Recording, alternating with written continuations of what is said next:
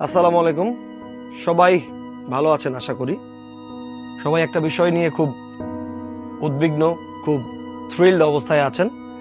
রাফসান দা ছোট ভাই এবং সাইয়েদ আব্দুল্লাহ, একজন অতি জনপ্রিয় মানুষ, একজন অতি অজনপ্রিয় মানুষ।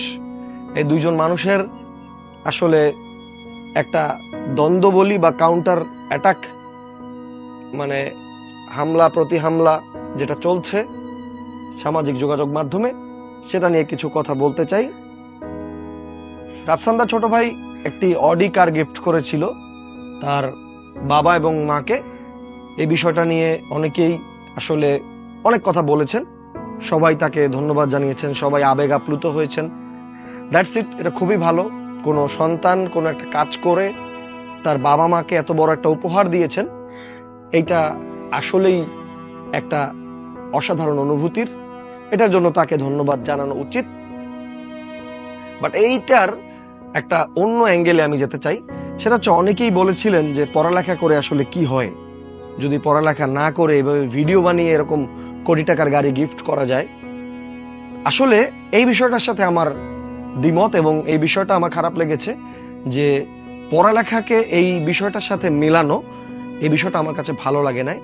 কারণ পড়ালেখা করে কি হয় সেটা কিন্তু প্রমাণ দিয়েছেন সাইয়েদ আব্দুল্লাহ, একজন অজনপ্রিয় এবং আসলে একদমই অপরিচিত একজন মানুষ।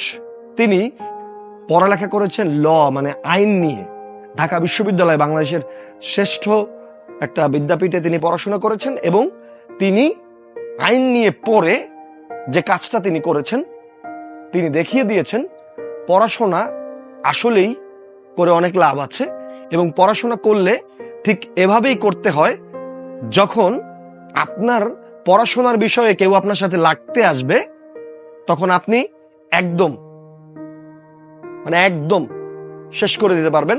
আপনি এমন ভাবে পড়ুন যে আপনার সাথে কেউ লাগতে আসলে, কেউ ফডাং ফডাং করলে একদম ধুয়ে ছেড়ে দিতে পারবেন।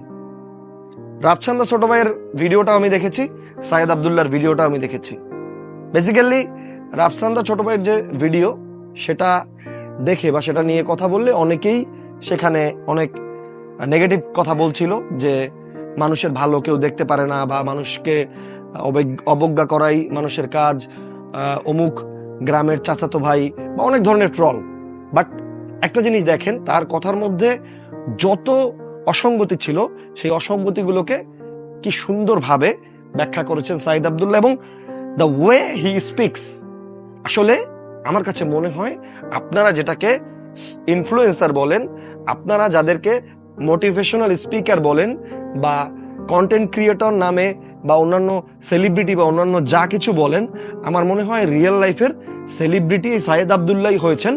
কারণ এটাকে ইনফ্লুয়েন্স বলে, যে ইনফ্লুয়েন্স আপনাকে সত্যের পক্ষে দাঁড় করায়, যে ইনফ্লুয়েন্স আপনাকে মিথ্যার পক্ষে, দুর্নীতির বিপক্ষে, মিথ্যার বিপক্ষে, দুর্নীতির বিপক্ষে দাঁড়ানোর সাহস যোগায়।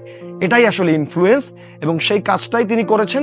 পাছে অনেকেই অনেক কিছু বলবেন, এখানে অনেকেরই গায়ে লাগবে, কারণ আমরা জাতি হিসেবে পাচাটা, আমরা জাতি হিসেবে আসলে শক্তের ভক্ত, আমরা জাতি হিসেবে আমরা নরমের জম, আমরা জাতি হিসেবে আসলে তেলে মাথায় তেল দেওয়া জাতি।